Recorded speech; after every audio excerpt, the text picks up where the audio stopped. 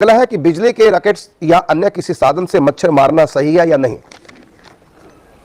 बीमारियों को मारना ही चाहिए, आयुर्वेद कहता है। तो बीमारियों के रोगाणु भी तो जीव है, उनमें भी तो।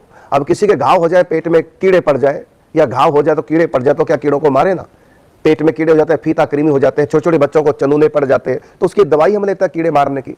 अभी पीछे गाय के हमारे यहाँ घाव हो गया था, तो उसमें कीड़े पड़ गए थे, तो हमने उसमें दवाई डाली कीड़े मारने की, तो कोई दोष नहीं है। ये बीमारियां हैं, ये बीमारियों के रोगाणु हैं, कोई छोटे हैं तो कोई बड़े हैं, तो आप अपनी सुरक्षा के लिए कर सकते हैं, इसमें कोई भी दोष नहीं है, क्योंकि मच्छर इतने पनप रहे हैं, आपको काटेंगे, आप बीमार पड़ेंगे। बाकी इतना मैं कहना चाहूंगा कि यदि आप बच सके तो बचिए, बिना ही मारे यदि काम हो जाए। जैसे कीड़े गाय को पड़े तो उनको निकाल के नाली में डाल दो, नाली में पलते रहेंगे।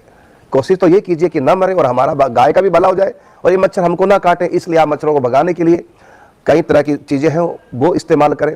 और सबसे बढ़िया बात, आप मच्छरदानी लगा के सोए और अपने घर में आसपास गंदगी से बचें, सफाई का ध्यान रखें, पानी इकट्ठा ना होने दें जो मच्छर पनपे। तो गलतियां तो हमारी भी हैं जो मच्छर पनपने का अवसर देते हैं। मच्छर का मतलब एक प्रकार से बीमारी है, कई प्रकार की बीमारियां इन कीटाणुओं से, मच्छरों से पैदा होती हैं, तो इन मच्छरों को पैदा ही मत होने दो।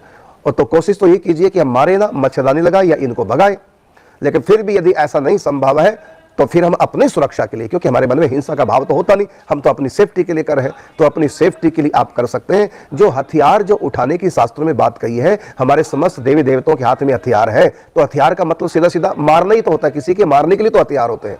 तो अब हमको देखना है कि किसको मारना है, किसको नहीं मारना है ना। आतताई का वध करने में दोष नहीं, ऐसा शास्त्रों में लिखा है। आतताई वो जो बिना बात के हमको सता रहा है, ऐसा भी लिखा है, लेकिन वो कानून के दायरे में सभी होना चाहिए। अब रही बात मच्छरों की, तो कीटाणु है, तो हम कीटाणुओं से बचें, इनको पनपने दें और अपने घर से भगाएं, और कोशिश करें कि हम बिना मारे ही हम अपनी सुरक्षा कर लें। और यदि ऐसा असंभव आपको लग रहा है तो आप इनको मार सकते हैं, लेकिन हिंसा से प्रेरित होकर नहीं, अपनी सेफ्टी के लिए। और ये शास्त्र कहता है अपनी सेफ्टी के लिए हम अपने हाथ में हथियार ले सकते हैं। रॉकेट भी एक हथियार है, वो मच्छर हमको काट रहे हैं। फिर भी मैं कहना चाहूंगा बचिए और मच्छरदानी लगाया करो। सबसे बढ़िया बात है मच्छरदानी लगाओ। ये ऑल आउट लगाते हैं और कई प्रकार की अगरबत्तियां जलाते हैं, वो हमको भी तो नुकसान करती है। सबसे बढ़िया है सिर्फ मच्छरदानी, ना किसी को मारना पड़ा ना हो।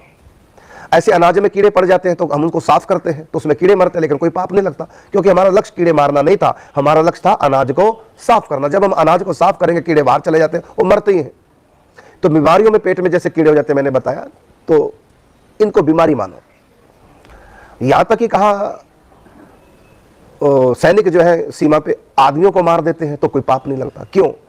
क्योंकि हिंसा करने के लिए हिंसा नहीं कर रहे हैं, बल्कि वो अपने देश की, धर्म की, अपनी सुरक्षा में हथियार उठा रहे हैं। तो अपनी सुरक्षा में हथियार उठाना कोई दोष नहीं, लेकिन फिर भी कोशिश कीजिए, हम क्यों किसी को मारे, समझौता हो जाए, वो मान जाए। जब नहीं मानते फिर अंत में दंड होता ही है, मृत्यु दंड भी होता है। तो कोशिश तो ये कीजिए कि आप बचिए, मच्छरदानी लगाइए, सबसे बढ़िया उपाय है।